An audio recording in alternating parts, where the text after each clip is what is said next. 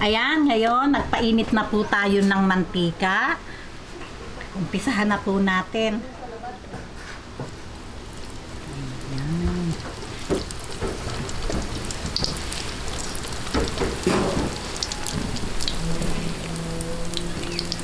Ayan, napakadali lang pong gawin.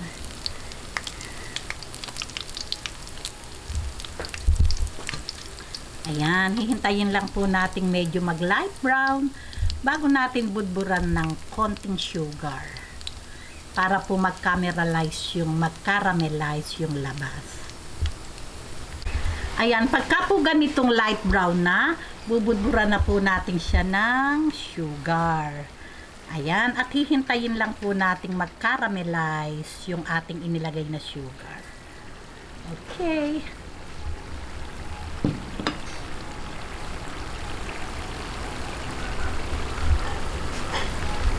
Ayan, pagka po ganitong nagka-caramelize na yan, hahaluin lang po natin yung ating mga turones para po ma-coat lahat yung ating salang. Ayan, di po ba?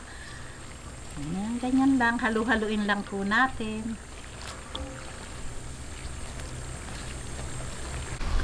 Ayan, okay na po ito. Na-coat na po. O, di ba? Napakaganda ng pagkaka-coat nung ating sugar. Ngayon po hahanguin na po natin.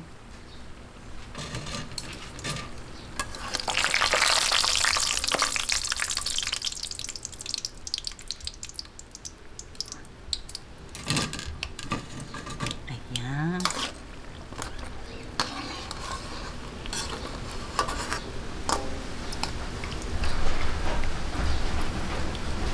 Ayan, tapusin lang po natin itong ating pagpiprito at syempre po, merienda time na po. Ayan, heto na ang talaga namang napakasarap na turones de mani.